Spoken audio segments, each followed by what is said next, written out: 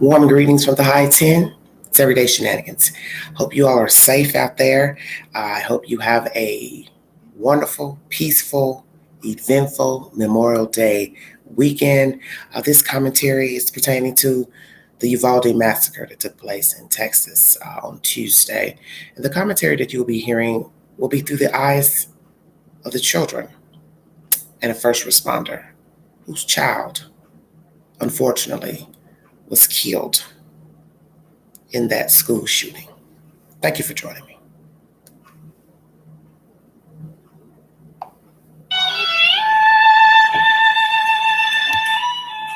We begin tonight, Texas in mourning, a grieving community gathering for a prayer vigil after the second deadliest elementary school shooting in American history. 21 people, mostly children, gunned down in Uvalde. Here's a look at some of those victims now as we learn heartbreaking new details about who they were. So far, 10 students and 2 teachers who died have been identified. The massacre unfolding just days before summer break. Investigators now searching for a motive as we learn new details about the gunman. We have complete team coverage, beginning with Local 10's Bridget Matter, live in Uvalde, Texas, with the very latest details. Bridget. Well, it's just so hard to describe how heartbreaking this really is. We spent the day talking to people, everyone from families to police officers, Border Patrol agents, even mothers who drove from San Antonio, Texas with flowers with no connection to this at all, just wanting to pay their respects. The biggest question on everyone's mind, on America's mind, is why did this happen? Robb Elementary School in the quaint town of Uvalde, Texas, is the center of a school mass shooting investigation. It's rattled the small, quiet town. Their stories are heartbreaking, and God bless them. 19 children and 2 teachers are dead after an 18-year-old gunman opened fire inside a joint classroom. But the suspect's rampage started at his home, where he shot his grandmother. First thing that happened was the gunman shot his grandmother in the face. She then contacted police. The gunman fled, and as he was fleeing, he had an accident just outside of the elementary school, and he ran into the school. He then barricaded himself inside the classroom, armed with AR-15 style rifles, wearing tactical gear. He would exchange fire with police until Border Patrol agents killed him. 4 of my agents were actually part of that initial entry team. Also DPS, also Uvalde PD, the Independent School District Police. It was a group effort. Chief Jason Owens with Customs and Border Patrol says his agents pulled children from windows. He also says his agents were affected by this tragedy. While the investigation is still ongoing, and we have had some that have already received notification, but yes, we did have people that were impacted by the events of yesterday. The Texas Rangers are the lead investigating agency. The question of motive remains. Police piecing together the suspect's digital footprint. We know he was active on social media, messaging a teen girl living in Germany just before the shooting. The chilling texts include, quote, "Shoot up in elementary school, then this. I just shot my grandmother in the head. I'm going to shoot up in elementary school right now." That last message sent at 6:21 p.m. German time, which would have been 11:21 in Uvalde, Texas. 11 minutes later, police received their first call of a shooting at Robb Elementary School. He posted on Facebook and tagged another girl on Instagram in a photo showing 2 AR-15 style rifles. The first post was to the point of, he said, "I'm going to shoot my grandmother." The second post was, "I shot my grandmother." The third post, maybe less than 15 minutes before arriving at the school, was, "I'm going to shoot an elementary school." And we learned the gunman turned 18 a little more than a week ago. So in the days following that, he purchased those 2 AR-15 style rifles and 375 rounds of ammunition. Nicole Calvin. The details that we've learned today are just so tragic in this story. And Bridget, we also learned that suspect he barricaded himself inside the school for quite some time. He did. He was in there for up to an hour. And what makes this all more tragic is this was in a joined classroom. Those 2 teachers and many more students there. Bridget Matter live for us in Texas tonight. Bridget, thanks a lot. Our team coverage turns now to Eden Checkle. She's here now with how families and loved ones are remembering the young lives lost. Calvin, Nicole, at least 19 students and 2 teachers lost their lives in the Uvalde school massacre, and now heartbroken families are faced with the fact that their loved ones are never returning home. Angel Garza, a med aide, was rushing into Robb Elementary School to help when he found out his own little girl, A-Marie, was shot to death. This one little girl was just covered in blood, head to toe. Like, I thought she was injured. I asked her what was wrong, and she said she's okay. She was hysterical, saying that they shot her best friend, that they killed her best friend, and she's not breathing, and she was trying to call the cops. And I asked the little girl the name, and she told me, she said, "Hey, Marie." Felix and Kimberly Rubio were just with their daughter Lexi at school minutes before she was gunned down. Among the victims, 10-year-old Rogelio Torres. His family anxiously waited for 12 hours to learn if he survived. He didn't make it. 10-year-old cousins Jackie Cazares and Annabelle Rodriguez also shot to death. They were both in 4th grade and in the same class. Another set of cousins, JC Carmelo Luvanos and Jaila Nicole Surguerdo, taken from their loved ones. 4th grade teacher Eva Mireles, credited for going above and beyond to help her students. It was more than anybody else has ever poured into my child. I've just never seen anyone quite so dedicated. Mireles' daughter posting this note on Twitter: "My sweet mommy, I will miss you forever." Mireles' co-teacher Irma Garcia also gunned down. And 10-year-old Javier Lopez's mother had just attended his awards ceremony hours before the shooting. One of the youngest victims, 8-year-old Uzziah Garcia. His grandpa says he was the sweetest little boy that I've ever known.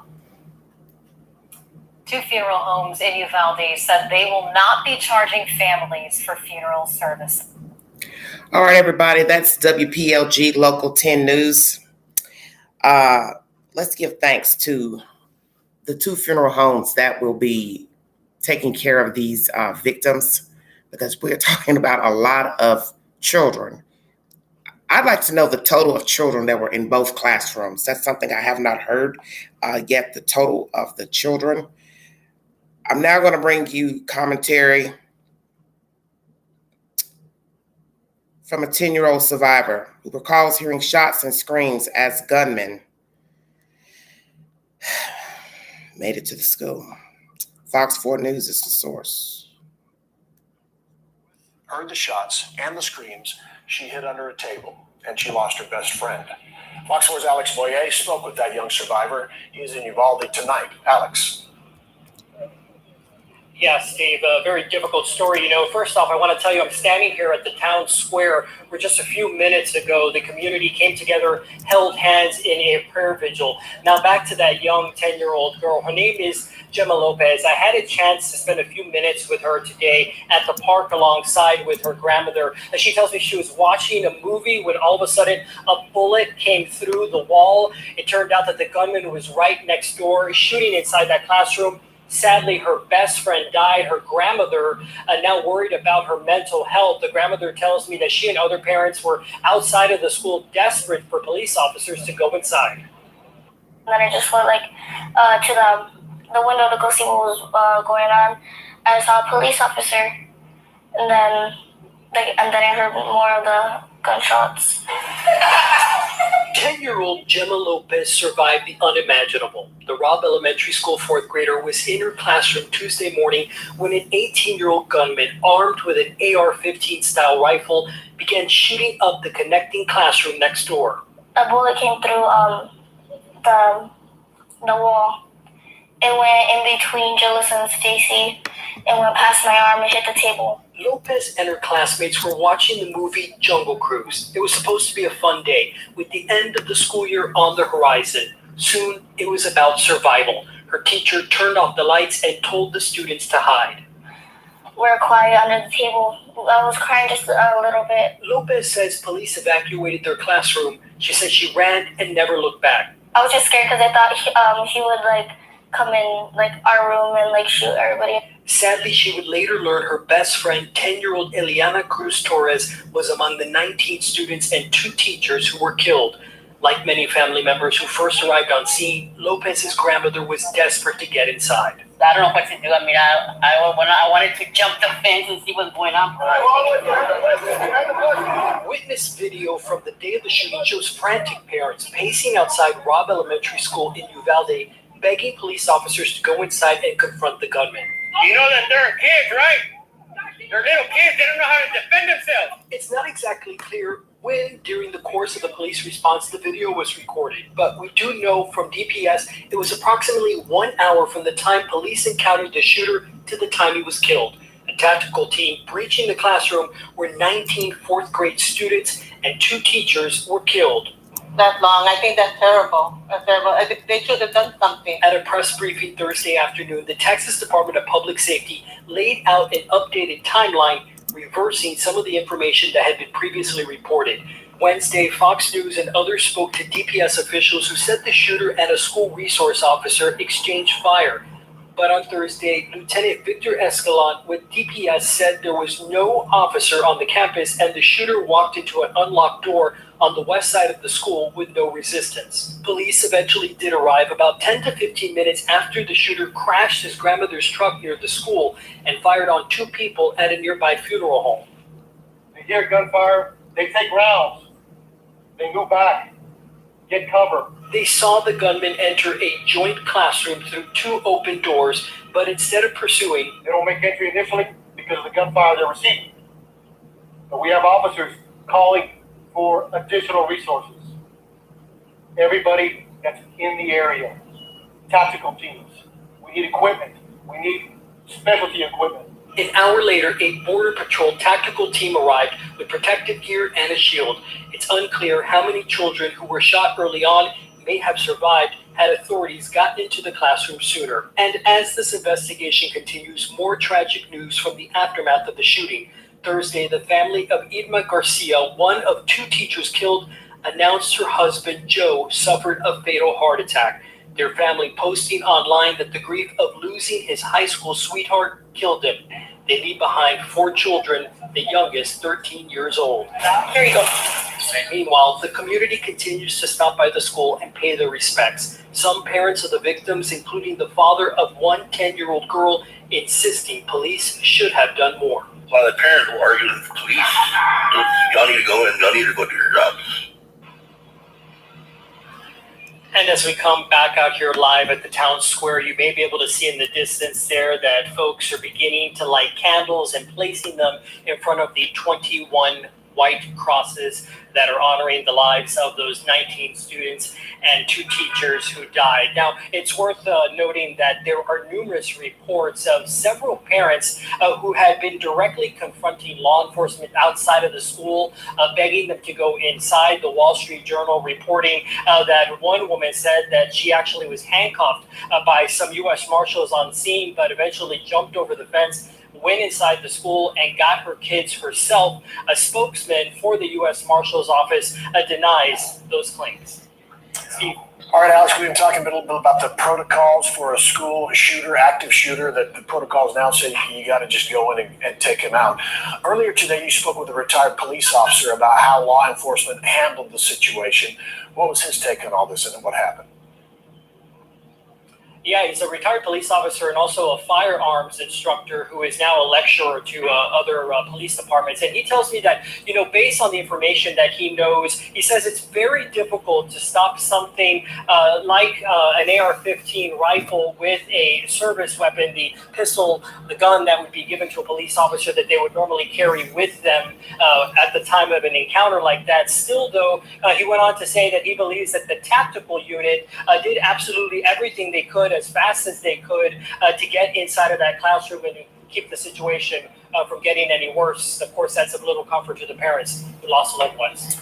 All right, one bit of confusion still from your story, actually, the news conference information. In that news conference, we were told responding officers heard gunfire, that they saw gunfire, and they did not make initial entry. Is there clarity about if they were actually being shot at, or were they hearing the attackers shooting, maybe shooting victims? Do we know? Right. Well, according to the Uvalde police chief, who put out a statement this afternoon, he says that the officers, his officers, engaged the gunman inside the doorway there of the school, and actually, those two Uvalde police officers did suffer gunshot wounds, and then retreated back outside of the building. And then again, what we found out later on was that additional officers were called, as well as the tactical team that ultimately breached the classroom about an hour from the time that that suspect crashed his truck through the school grounds. All right, everybody, that's Fox 4 Dallas Fort Worth. So in this commentary, you hear conflicting information that two officers did approach him in the doorway. Gunfire between three, the gunman and the two officers. Obviously, they didn't have the manpower to combat the one guy with the AR-15, which that's a lot of power, one big gun. So they retreated, called for backup. Then here comes the tactical team and everybody and their mama. 80 to 100 officers came to Platinum Lac DeVille. Welcome to Everyday Shenanigans. Everybody welcome Platinum Lac DeVille. He's from the Chi. Welcome. I'm going to give you my commentary when I play all of the audio, because I know you all are waiting for me to tell you whatever I have to tell you. But this is troublesome because there have been conflicts of who's on first, who's on second. When did he shoot? How many people did he shoot? And that's why it's good to hear from the children, because I'm going to tell you the truth. I'm going to tell you who I believe in this story. I believe the children, because children rarely lie about something serious like this. Very rare do they make up stuff. So I'm going to go on what the children have to say, because they were actually there in the room. They were there. Everybody else coming in after the fact, it's all the different versions. Everybody's angry right now because of the he said, she said, who said what, who did this. Now you got a story of a woman saying she was handcuffed, jumped over the fence, went and got her kids. Now the marshals are saying, no, that never happened. Well, which part didn't happen? The handcuff part, or she jumped over the fence and went and got her kids? You probably handcuffed her, but she didn't jump over the fence to get her children. So why would she say that? See, already now it's getting real goofy. And you know, I don't do all that he said, she said stuff because I don't have that kind of time. So what is the truth of what happened on Tuesday? What is the truth? I'm going to play you one more audio, and then I'm going to chop it up with you. I'm going to give you my synopsis of everything that's been said. CBS DFW is the next source, and this is pertaining to another child who was an eyewitness.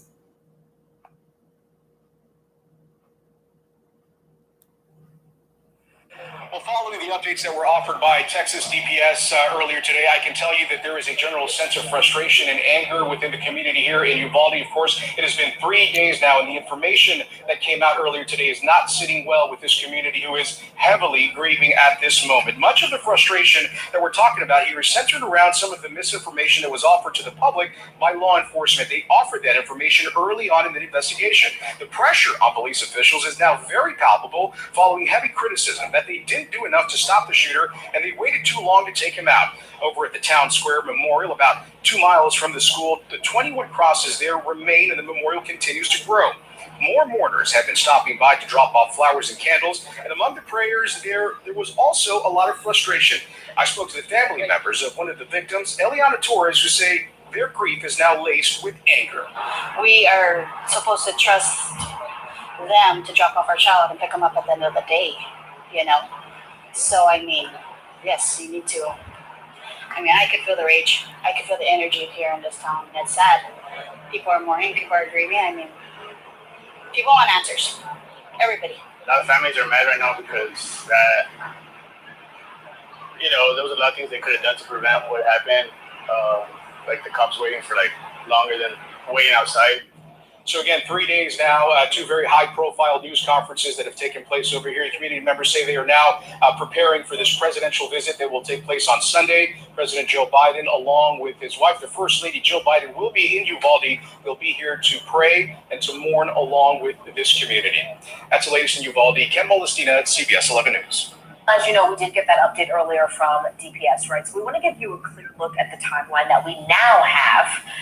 Officials have told us what happened Tuesday morning in Uvalde. As you'll see, everything happened here very quickly, and at some moments here, at the same time. 11:27. Video shows the door that the gunman used to get inside the school. We now know it was propped open by a teacher.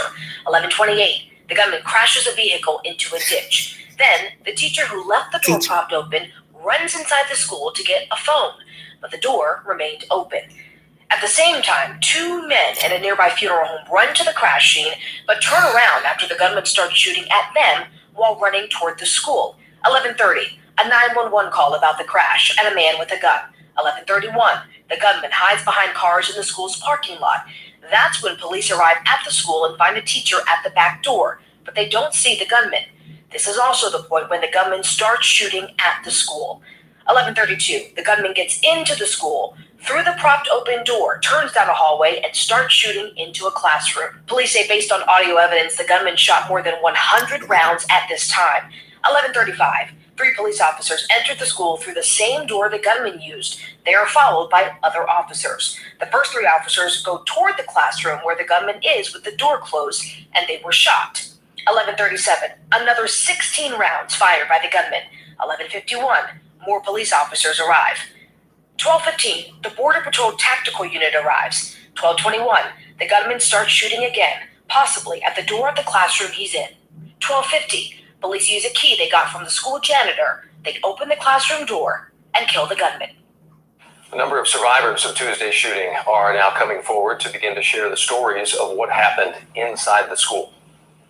The shooter shot through the window and hurting my friend and my teacher. We were running out of the doors because like 2 police cars were covering our doors if the shooter was gonna come in. And then we just ran out of the room. So I was praying, thinking, why is this happening? From the mouths of our children. This is 11-year-old Mia Cerrillo. She shared her brave story off camera. She says the gunman came into her classroom, said goodnight, and then shot her teacher. When he walked away, she smeared blood on herself, actually, and played dead to survive.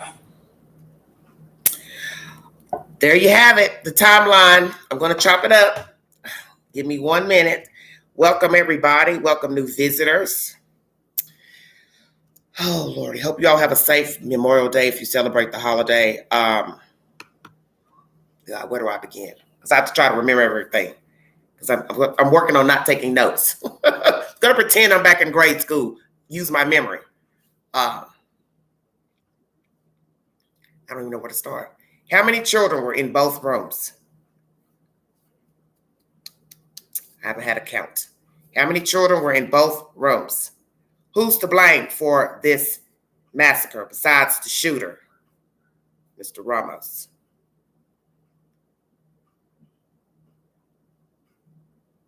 Hundreds of thousands of dollars have been spent on Uvalde's protocol and security measures for the school district. For those of you who do not know this, I brought you commentary yesterday and the past couple of days pertaining to the dollar amount that has been spent. If you need verification, please go back to my earlier videos from this week where I give you the dollar amount. It's in the hundreds of thousands, okay? Not 20,000, 30,000. We're talking about video surveillance, protocols, just different things they've used to make sure that this would not happen.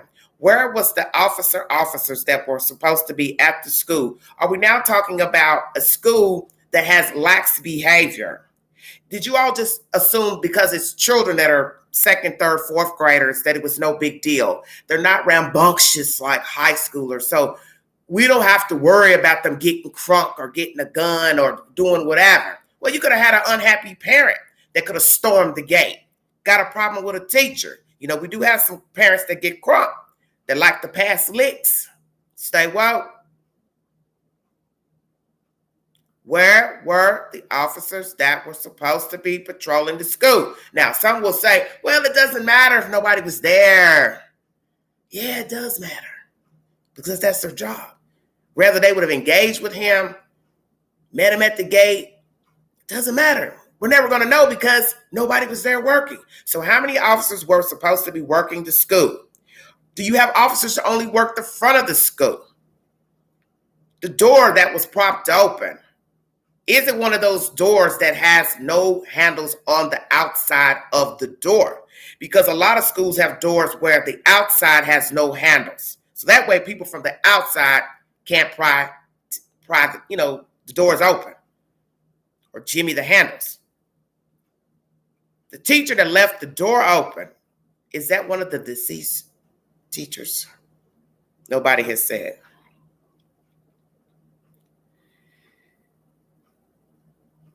Give me a minute, Maria. Who left the door open? I'm not believing this. So we now get information that a teacher left the door open. Sweetie, why would you leave the damn door open? We hear that they had awards ceremonies taking place. That is why the door allegedly was open. Hello, everybody in the chat. The door was allegedly open. I don't know because I wasn't there. So I don't want to say why it was open, but this is what some of the people from the school are saying.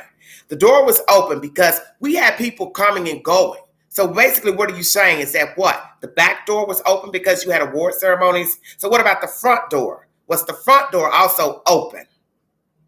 You have to be very careful how you word things. The doors were open because we had award ceremonies going on all morning.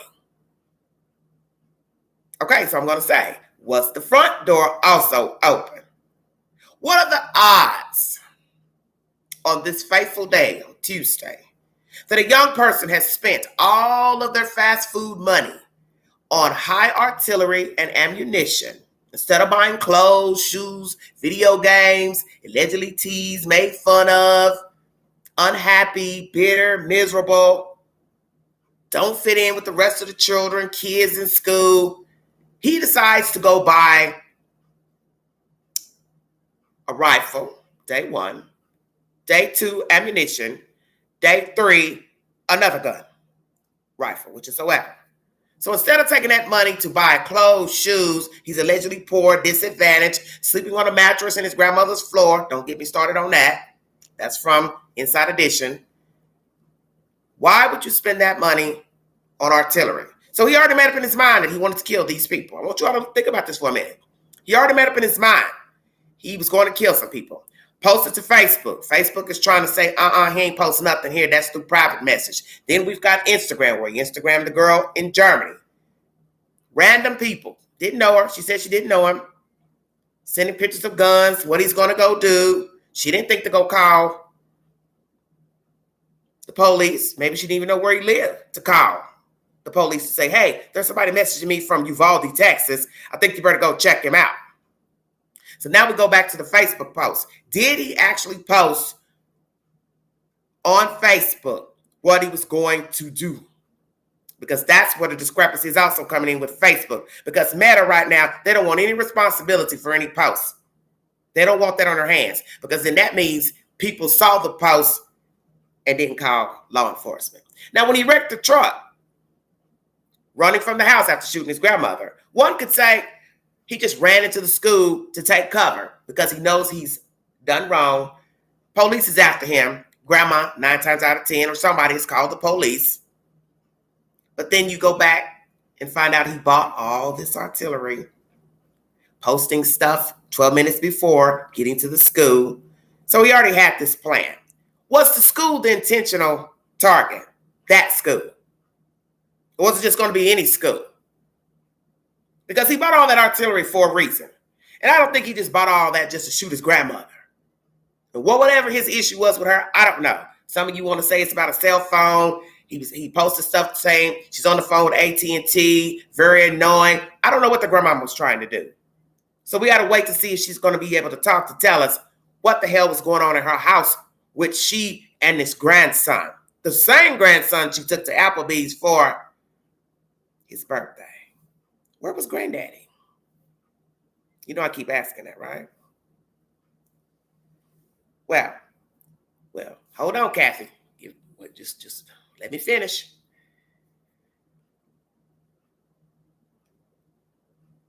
We're going to address that then. You want to go there? We're going to go there. You don't think an AR-15 would have stopped somebody who wanted to get into the building? Well, see, we will never know because there was nobody there to defend the school. You see, I thought about that before going live. Let's hypothesize we have an officer with a gun who can use the gun. If the door is locked, the only thing he would have been doing is what he did initially when he got to the school. He shot outside. Remember? Allegedly, he shot 2 people, which those would have been the people from the funeral home. Then he shot outside. Then you heard commentary. He hid in the parking lot while the police was riding around looking for him. So you have to admit, this is a very interesting TV show because only in TV does this happen, what happened on Tuesday in Uvalde, Texas.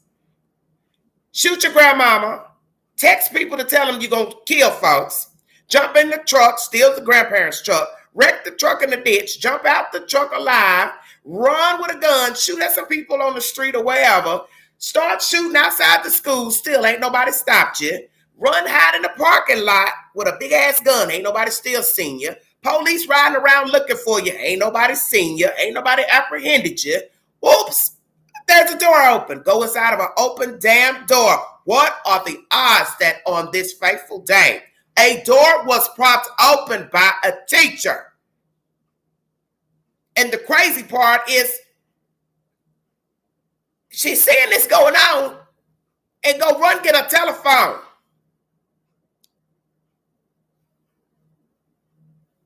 Huh?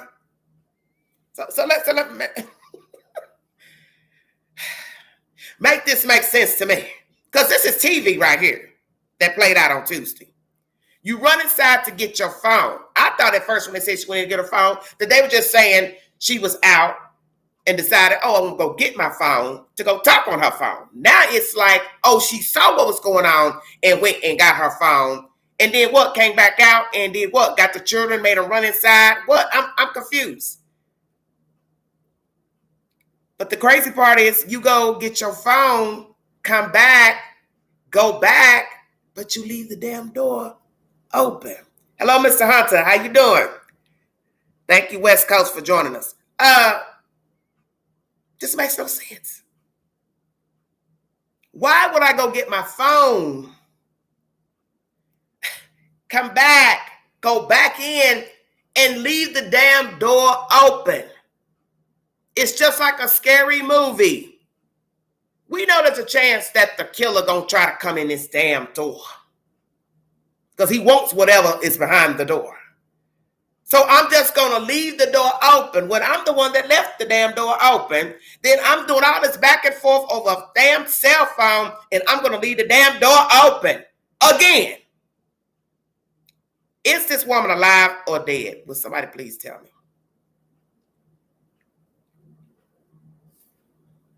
Was the teacher that propped open the door, is she one of the teachers that died in the massacre? That's what I want to know. This is the most baffling story I have ever heard in my life because we've had discrepancies for a couple of days pertaining to the timeline. So we now know that we got this back and forth with a teacher and a cell phone. He's outside shooting, hiding in the parking lot, then going into the doorway, engaging gunfire with 2 officers. They retreat, call for backup. I guess by this time he's already inside of the classroom shooting different people. And then we're going to really get gritty with that. They're waiting for backup. 80 to 100 officers from everywhere show up, yet the school had no resource officers, which they were supposed to. Allegedly, there's supposed to be 4 working for the district. Then the number changed to 6. Nobody still is saying how many people were supposed to be working at the school on that given day. Where was that officer, he or she or they? Is this a lax environment? Have you been leaving doors open, propped open when it wasn't award ceremony days? Have you not been having officers work the school? What's the 411? Who's going to tell the truth about the environment at the school? Because I got a funky feeling somebody's going to come out and tell the truth about who really works at the school and that there's nobody working the school. That he or she comes in when they want to come in and work the school. So then you have to ask yourself, if you only got 4 to 6 workers, period, for the school district as security workers, officers, then one's going to ask, well, how many damn schools do you have all together in Uvalde, Texas? I'll wait. Is this a lax environment? Did you all help aid the killer to get into school? Because what you have to ask yourself, if you want to say, well, it doesn't matter that they didn't have anybody, he would have got in there anyway. Well, the only thing he would have been doing was shooting out the glass in the doors and the windows. By then, you have time enough to get to a phone and call 911. Hey, there's somebody out here shooting the glass out of the windows. So then you call the cavalry. You don't send 1 or 2 guys or women to the scene. You send, like you just did, 80 to 100.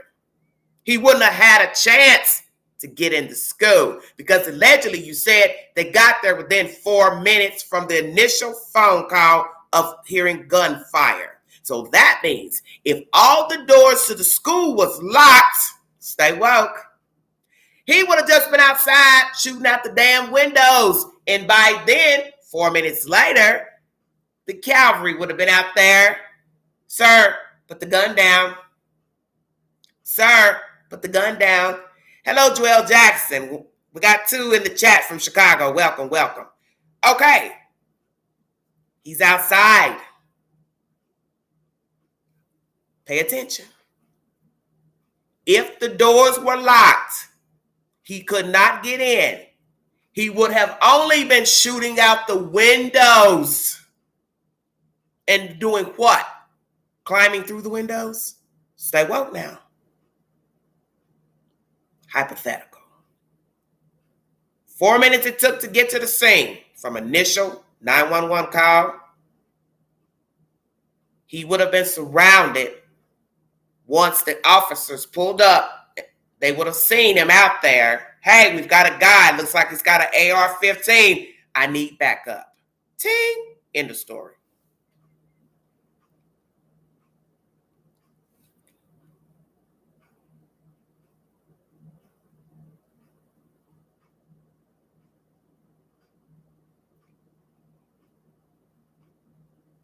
End of story. But you had no one working to safeguard the school from anybody. Be it an altercation within the school, children having a fight, children inside with a weapon, staff inside with a weapon, teachers having an altercation, parent coming to the school having an altercation. You should have somebody there anyway because that's appropriate. Now, this is the interesting part of the story. 2 adjoining classrooms. You don't know who he shot when he first got in the room. Some of you are going to wonder. So we're going to chop that up. So initially, some of us may assume when he got in classroom 1, he just sprayed the room, shot everybody. Now we know children played dead. Ammunition went through the other wall. So the children had sense enough to get on the ground. Other teacher wasn't dead because he hadn't made it to that room yet. It wasn't until damn near an hour later, officers are on the scene after the incident of the 2 officers being shot at. The cavalry comes. They're negotiating with him. So this is where I'm wondering, are you talking to him, asking him, is he okay? What you gonna do? Hey, how many kids you got in there? Who's alive? Who's dead? Somebody's saying something. Somebody's radio in and they're probably listening in. Yeah, there's children in there. Yeah, there's dead children in there. Yeah, there's a dead teacher in there. But one's alive. It wasn't until they're engaging and talking, hey, is everybody safe? Is everybody whatever? The teacher answers. The second teacher, I'm assuming. He shoots her. So right there near the end, there was a teacher alive. For those who did not know that. I'm just now finding this out myself. One was alive near the end. He shot her because she answered. So now you have to ask the ultimate question that I never thought about. There were alive children in the rooms. So the time you spent negotiating with him, whatever you were doing and saying, calling in the cavalry, not breaching the room, looking for the janitor to get the keys to open the damn door. There were children who may have been able to be saved, / teachers as well, but we will never know because nobody broke the damn door down. You also hear in this commentary that the children say he was shooting at the door. So maybe that's the reason why they did not go into the classroom. Because one, they don't know where everybody is in the room. So let's logically look at this from law enforcement's perspective. I'm on the outside. I'm assuming there's only one shooter in the room with an AR-15 extra ammunition. I do not know where the children are in the room. I do not know how many are dead, and I do not know how many are alive. So therefore, if I start shooting at the door, I could possibly be shooting a live persons. Did the door have a glass window where you could see in? Naturally, you're not going to go to the door. That would be foolish to look in because you don't know where the shooter is in the room. So are we talking about just a basic door with no glass in the door? Well, honey, I haven't heard anything about a broke key or any of that. Okay, it's fine. The point is, you can't see behind the door. And we now know that the shooter was shooting at the door. So naturally, you would risk going to the door. But you had to go in because how are you going to get the victims out and also apprehend the shooter? Because that is your job. You are a risk taker. Be it law officials, bounty hunter, tactical team, U.S. Marshals, it's all the same. This is a job that you signed up to do. And we know from street violence, street engagement with police officers and random people out here with guns, they've had no problem shooting people on the street. Now, one can argue and say, well, it's not the same as an AR-15, blah, blah, blah. It's got a lot of ammunition, but it's still principle. There are shootouts every day between law officials and random people with guns. He's got a gun, she's got a gun, whichsoever. They don't have a problem. So now some people are saying, well, it's not the same as somebody with an AR-15. I'll agree with that. It's true. But the problem is the duration. 1 hour to 1.5 hours, the shooter remained in a room with alive and dead people. That's the problem that the families and the community have with law officials at this present moment. It's that for 1 hour to 1.5 hours, a psychopath was in a room with alive and dead children, teachers. And we now know that near the end, one of the teachers was alive, and it was only when she spoke up to law officials through the door that he shot her. So now you have to ask the ultimate question. Why didn't he kill everybody in both rooms? Because one child said she smeared blood on her after her friend was shot. She played dead. Very smart little girl. Very smart little girl. I would assume that most people, children, played dead once they realized what was going on. This is a very baffling story because you have difference of versions in the beginning of what actually took place. Facebook posts, Instagram messages, who's on first, who's on second, no security at the school, open doors, teacher propping up a door, running in and out of a door, seeing the gunman, and still didn't close the damn door. Why not? And you don't want to seem mean in your judgments and assumptions of what happened on Tuesday.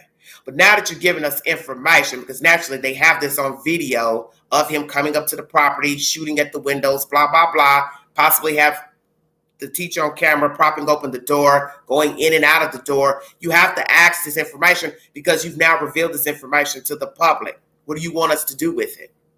We're only human. Why in God's name did you not have somebody at the school working security? Why are your doors open? Why are you allowing your staff to prop open doors? For what reason? See, you became lax in your behavior.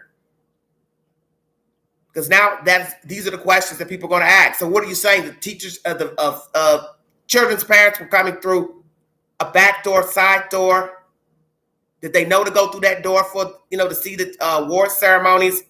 You should have never had that door propped open for any reason. Because you're supposed to think. You got to think. And that's how most of us get caught up. We're not thinking. And that's what a perpetrator is looking for. That one opportunity that you will be lax in your behavior, that you will slip up, mess up. You will leave a window open, a crack open, a way for me to get in. And that's what you gave Mr. Ramos on Tuesday, was a way in. Because let me tell you, had he not been able to get in a door, he's fumbling, shooting, banging, somebody would have been calling. And it would have been more than one somebody.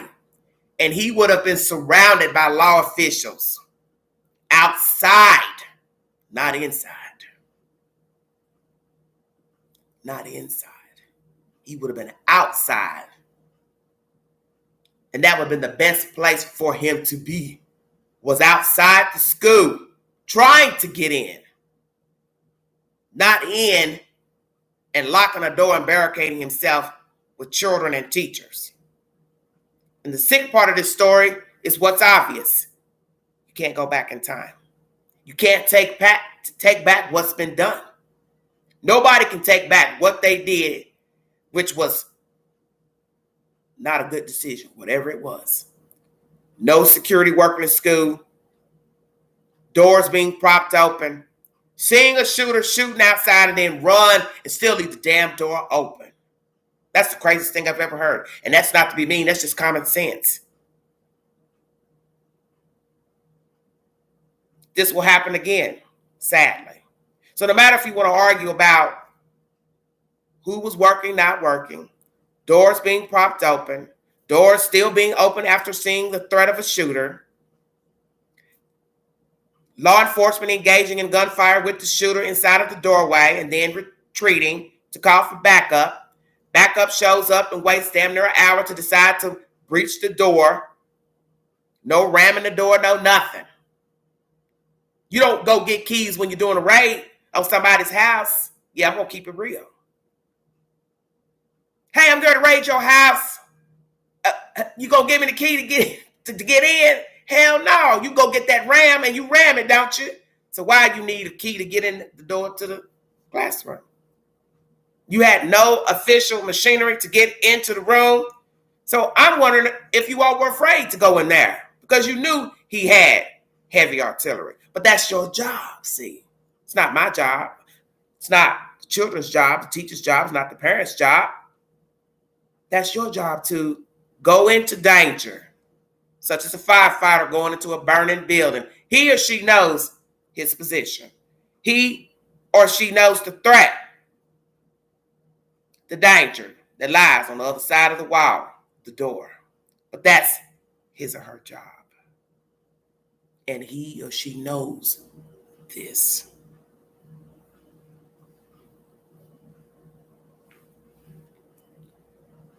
There's somebody out there, lonely, miserable, depressed. He or she is plotting the next massacre. And it will probably fall out the same damn way. He or she will post messages to Facebook. He or she will go in Messenger, Instagram, and talk to people, send messages, and nobody will say anything.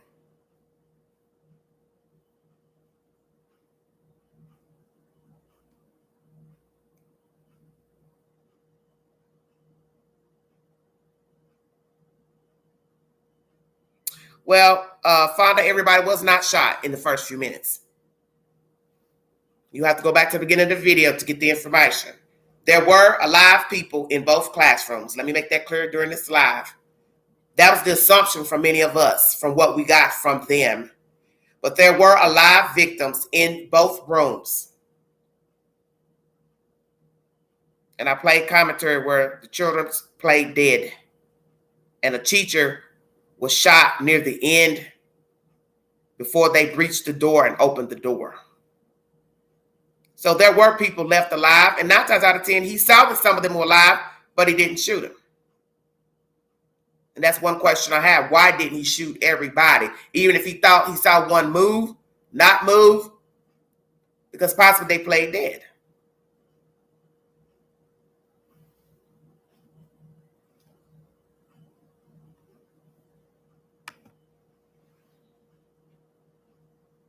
So that's the thing. We weren't there. We don't really know what happened and didn't happen. So as I said, I'm betting on what the children have to say. That's my opinion. I'm betting on what the children have to say. And if a child says she played dead, well, that's what she meant. She played dead. So that means others probably played dead as well. So that means there were alive victims. So the fact that 1 hour to 1 hour and a half goes by, that you're negotiating with the shooter, whatever you're saying to him, talking through the walls and doors, there were people left in the rooms who possibly could have been saved. And when I first brought you this commentary, I never even thought of that, because that was the assumption, is that he shot up everybody in the classrooms. Never thought once there could have been some alive people in there, because we didn't have all the information. So now you know that. He went into the room, he shot whomever. Some could have been clinging to life, and some were alive. The problem right now with most parents and the community is the hour to 1 hour and a half of the negotiating with the gunman. That is the problem. Why did it take you so long to open the door? Because in the end, we know that you can breach a door and you don't need a key, because law enforcement goes into homes and schools every day and they don't have a key. So I'm not even about to argue with anybody about a key. That's not the point. Because they have machine tools to open doors. That's basically my commentary this evening. Mr. Platinum, are you around and available right now to speak to me on Messenger?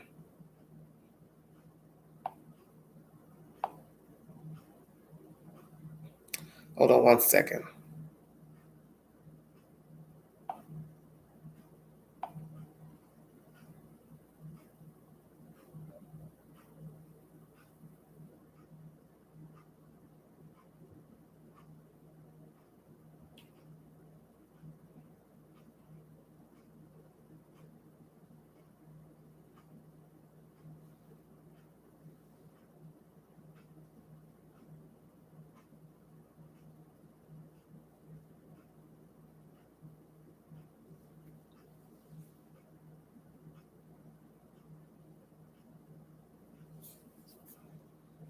Hold on 1 second, you guys.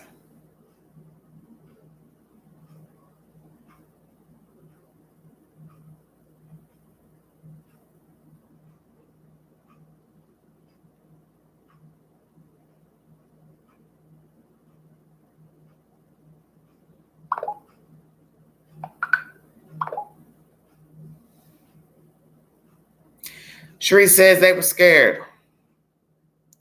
Only in America. I feel sorry for you people and your gun. All right. Hello? Hello? What's good? Do you have time to give an opinion? Well, I've got my mechanic over here about to do some work. Okay. What's going on? Well, I'm live. I'm still live right now. I'm live, but I just want to know, do you want to give an opinion before I check out of here? No, I was listening till he came, and you know what I'm saying? I mean, you know, that's. But I'm live. So do you want to say something or no? No, I'm just listening. Well, you don't want to give an opinion about the commentary, sir. Not today. I'm just not today. I got a big opinion about this situation. Well, I wish you give just a quick opinion before I check out of here because I'm already almost an hour in. So. Okay. Let me do this. I'm finna get right back on. Okay, that's fine. Okay, he's working with his car. Okay, I'm going to read some of the comments because I didn't have plans to stay on long today since it is a holiday weekend.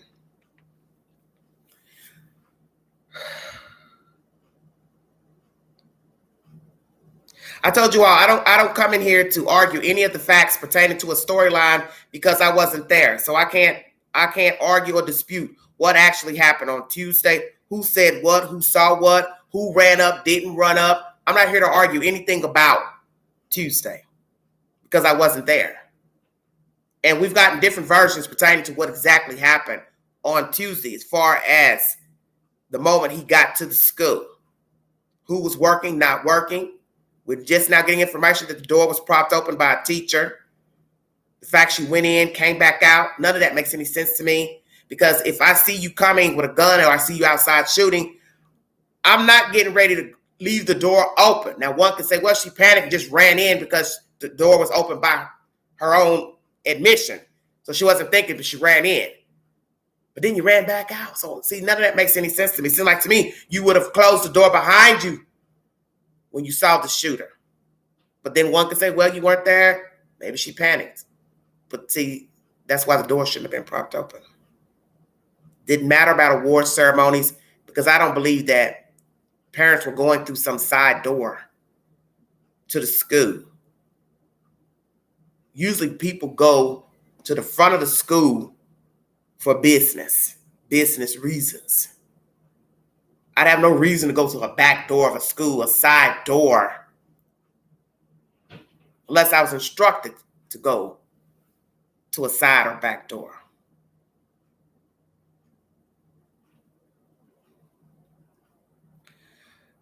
I first heard the person who opened the door had heard the crash and went out to investigate. Now I'm hearing that they heard the crash after going out the door for a phone. I'm confused. Yeah, I'm very confused too. I'm going to try to play that commentary I had before. Let me see.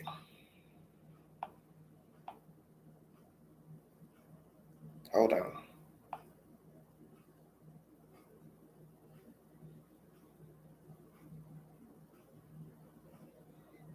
I can't even remember which one it was I was playing. One, because I've got several here. Let me see if it's this one.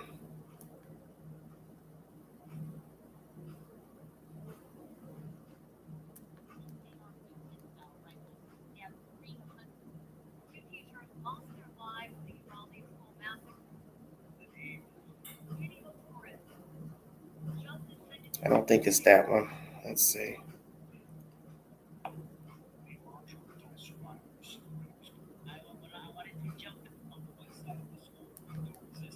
Police eventually did arrive about 10 to 15 minutes after the shooter crashed his grandmother's truck near the school and fired on two people at a nearby funeral home.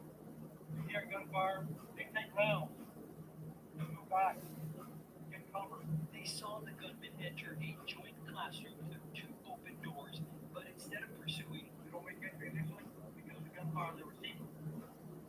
We have officers calling for additional resources. Everybody in the area.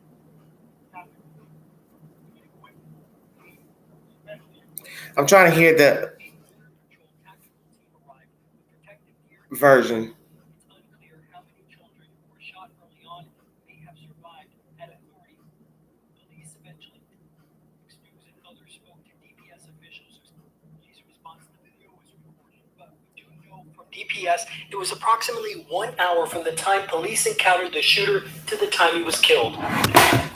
Breaching the classroom where 19 fourth grade students and 2 teachers were killed. that long. I think that's terrible. That's terrible. They should have done something. At a press briefing Thursday afternoon, the Texas Department of Public Safety laid out an updated timeline, reversing some of the information that had been previously reported. Wednesday, Fox News and others spoke to DPS officials who said the shooter and a school resource officer exchanged fire. But on Thursday, Lieutenant Victor Escalon with DPS said there was no officer on the campus and the shooter walked into an unlocked door on the west side of the school with no resistance. Police eventually did arrive about 10 to 15 minutes after the shooter crashed his grandmother's truck near the school and fired on 2 people at a nearby funeral home. They hear gunfire, they take rounds, they move back, get cover. They saw the gunman enter a joint classroom through 2 open doors, but instead of pursuing, They don't make entry initially because of the gunfire they're receiving. But we have officers calling for additional resources. Everybody that's in the area, tactical teams. We need equipment. We need specialty equipment. An hour later, a Border Patrol tactical team arrived with protective gear and a shield.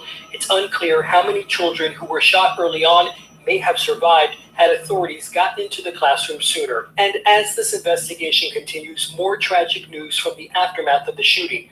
Thursday, the family of Irma Garcia, one of 2 teachers killed, announced her husband, Joe, suffered a fatal heart attack. Their family posting online that the grief of losing his high school sweetheart killed him. They leave behind 4 children, the youngest 13 years old. Here you go. Meanwhile, the community continues to stop by the school and pay their respects. Some parents of the victims, including the father of one 10-year-old girl, insisting police should have done more. While the parents were arguing with the police, y'all need to go in, y'all need to go to your jobs. And as we come back out here live at the town square, you may be able to see in the distance there that folks are beginning to light candles and placing them in front of the 21 white crosses that are honoring the lives of those 19 students and 2 teachers who died. Now, it's worth noting that there are numerous reports of several parents who had been directly confronting law enforcement outside of the school, begging them to go inside. The Wall Street Journal reporting that one woman said that she actually was handcuffed by some U.S. Marshals on scene, but eventually jumped over the fence, went inside the school and got her kids herself. A spokesman for the U.S. Marshal's Office denies those claims. Steve. All right, Alex, we've been talking a little bit about the protocols for a school shooter, active shooter, that the protocols now say you got to just go in and take him out. Earlier today, you spoke with a retired police officer about how law enforcement handled the situation. What was his take on all this and what happened? Yeah, he's a retired police officer and also a firearms instructor who is now a lecturer to other police departments. And he tells me that, based on the information that he knows, he says it's very difficult to stop something like an AR-15 rifle with a service weapon, the pistol, the gun that would be given to a police officer that they would normally carry with them at the time of an encounter like that. Still, though, he went on to say that he believes that the tactical unit did absolutely everything they could as fast as they could to get inside of that classroom and keep the situation from getting any worse. Of course, that's of little comfort to the parents who lost loved ones. All right, one bit of confusion still from your story, actually, the news conference information. In that news conference, we were told first responding officers heard gunfire, that they saw gunfire, and they did not make initial entry. Is there clarity about if they were actually being shot at, or were they hearing the attackers maybe shooting victims? Do we know? Right. Well, according to the Uvalde police chief, who put out a statement this afternoon, he says that his officers engaged the gunman inside the doorway there of the school. And actually, those 2 Uvalde police officers did suffer gunshot wounds and then retreated back outside of the building. And then again, what we found out later on was that additional officers were called, as well as the tactical team that ultimately breached the classroom about an hour from the time that that suspect crashed his truck near the school grounds. All right, Fox 4, Dallas, Fort Worth. So in this commentary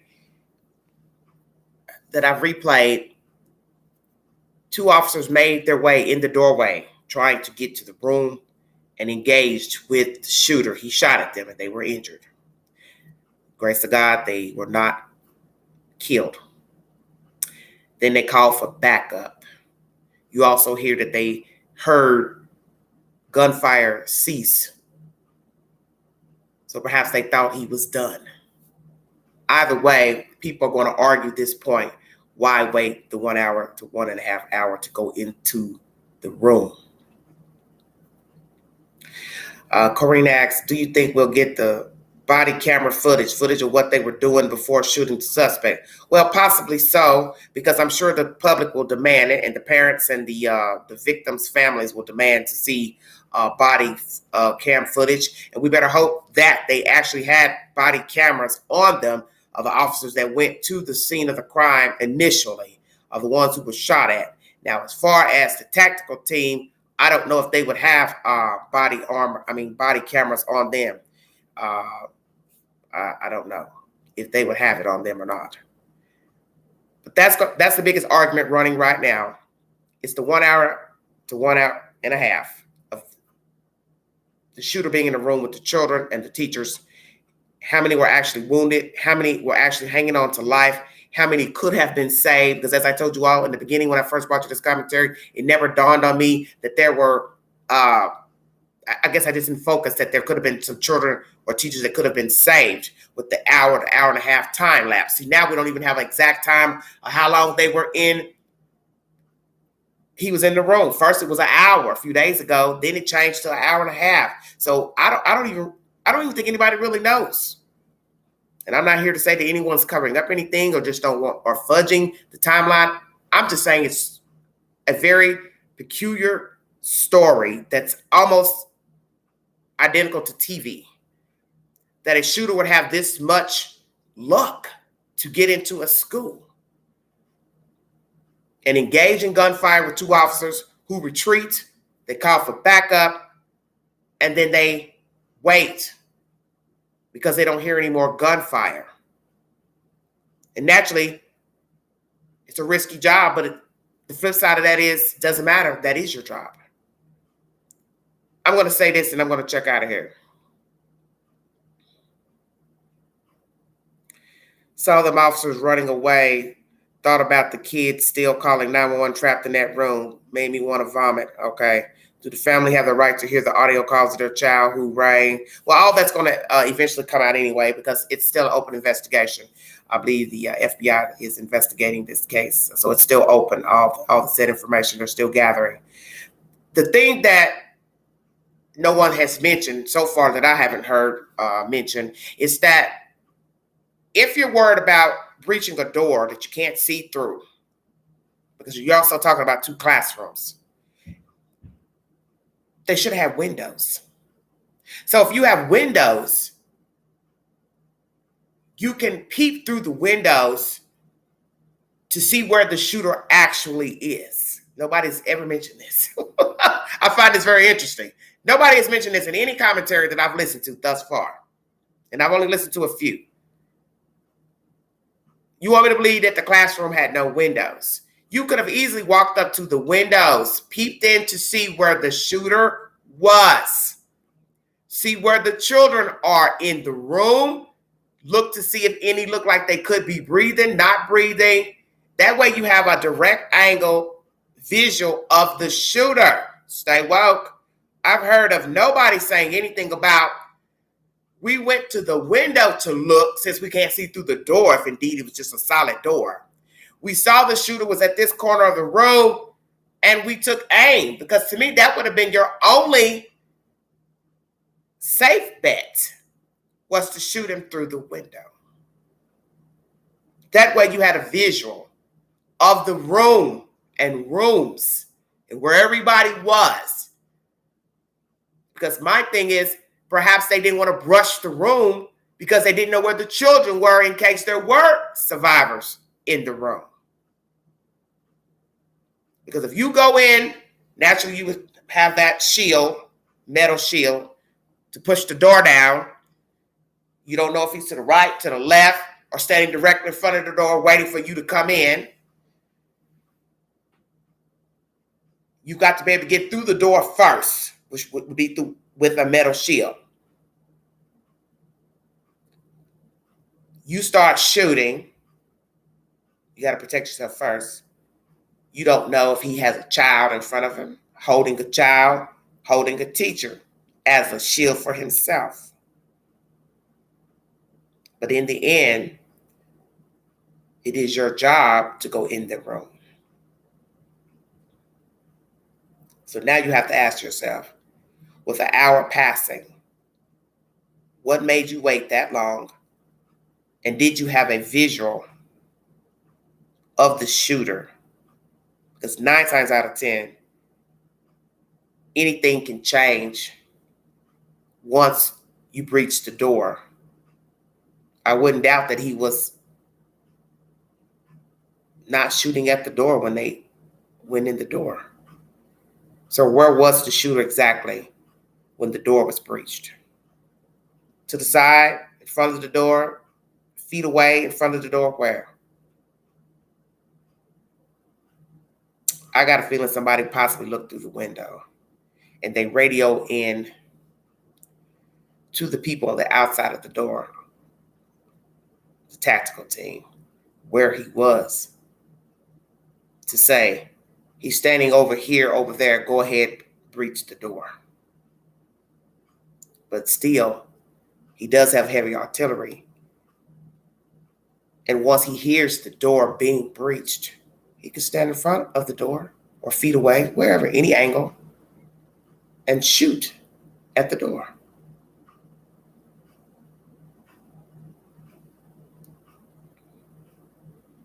Yeah. Well, what I'm saying is, it doesn't matter about a key and all of that. You still have to go in the door. What I'm saying is, naturally, he would shoot at you coming in the door is what I'm saying. It doesn't matter about a key. They still have to go in the room. All I'm saying is, where was he when they breached the door? Did he shoot at them when they came in the door? Anybody with sense would know he had to shoot at them. Why would he not? That defeats the purpose of sitting in there a whole hour, going back and forth, and what was said to him through the door.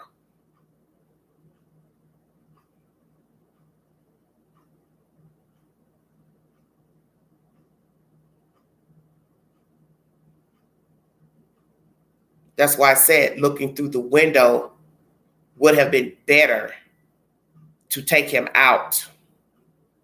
Because either way, you're risking the people in the room if you don't know who's alive and who is deceased.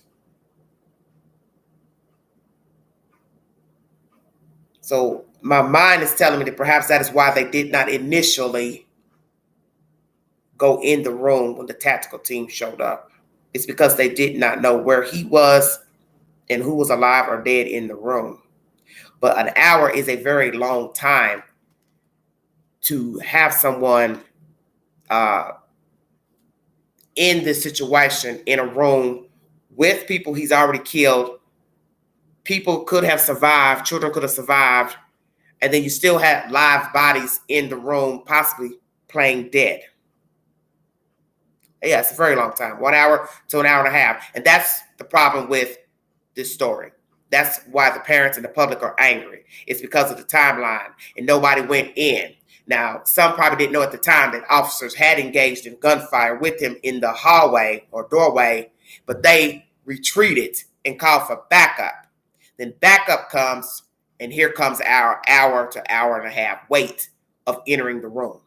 And in the end, it doesn't matter about a key because your job is to breach the door. You know how to breach a door. Doors are breached every day without a key. Come on, we already know this. So then we have to say that the room had to have windows because you don't have too many classrooms in America that don't have windows. So my thought is perhaps in that hour to hour and a half, somebody was looking through the window, peeping, and radio in where he was standing in the room to say, okay, it's a safe time to go ahead and breach the door. Because I still can't believe nobody would wait an hour or so to get a key to open a door. That is the craziest thing I've ever heard. When you could have took an aim at him, a sharpshooter could have shot him through the glass through a window. I don't know if there was a window in the door. I've asked that 1,000 times already. See, it's dangerous going up to a window of a door because you don't know where he is in the classroom unless somebody is looking from the windows outside to say, this is where he's standing. See, we don't know that because we haven't heard anybody say that they actually looked through the windows to see where the perpetrator was standing. So this is what's messed up about the story. What made you decide to go in at the time that you went in? Is it because you found a key? Or is it because somebody was looking through another window and felt like this is where the perpetrator is standing? You can now breach the door. This commentary is through the eyes of the children who survived Uvalde massacre. And my prayers are with the victims, families, the children who survived, the other children and teachers who were not harmed. And I also pray that they will get a better protocol to how to handle the situation, the school, law officials. And I pray that this doesn't happen again, that a perpetrator can just walk into a school with doors propped open and also no working security or resource officers. Because in my opinion, had the shooter not been able to get in any door, the only recourse he would have had would to be stand out there and bang on the door with a gun or shoot all the windows out of the school. And naturally, someone would have called 911 to say, someone is outside shooting. Someone is outside shooting the windows. And authorities would have came on the scene and seen a man standing outside shooting out windows. And they would have taken appropriate action to take the shooter down. And this event would have taken place outside of the school, not inside of the school. If you'd like to donate to the channel, $ Big Angie 129 Cash App. All super chats and stickers are welcome during my lives. Thank you all so much for following the content and subscribing. This is a very wicked story. And as I said at the beginning of this live, it is just amazing to me that this story unfolded in the manner that it did. It played out more like a TV movie than reality. Because as I said, there was no appropriate protocol at this school on Tuesday. And although we hear that people were engaged in gunfire with him authority, they still backed out and called for backup and still did not breach the door or classroom windows. It's all the same.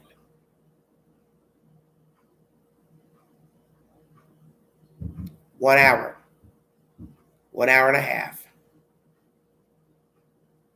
before breaching the door. Could some of the lives in the room have been saved? I did hear that some of the children's bodies were very mutilated. That's why people could not identify their children, only through DNA.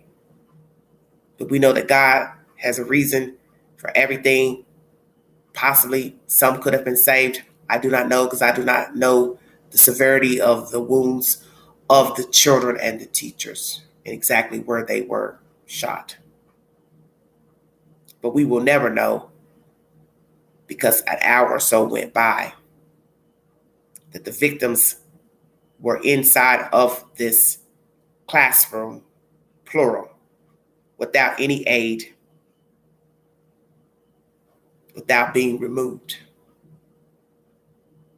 And as I said in the beginning, it didn't even dawn on me that there could have been victims that could have been saved because I didn't have all the information of exactly what happened. My assumption is that most of the people were shot initially when he went into the room. But we now know near the end, before the door was breached, a teacher was alive. And when she responded to law officials through the doors, answering if they were okay or whatever, he shot the teacher. This is a very, very sick story. And I pray that we won't have another story, but we know that people are tainted and their minds are wayward and ill. And there will be another person who will go out here and exact harm on man or woman and child because he or she can. So please be aware of your surroundings wherever you are. If you see foolishness, foolish talk, run like hell. Report them if need be, if you believe that the person has any type of homicidal tendencies. If you see any Facebook posts, Instagram posts, TikTok posts that seem erratic, harmful, threatful, report them. Best to be safe than sorry. If you see something, say something. Be a part of the solution and not the problem. This is Everyday Shenanigans. Thank you.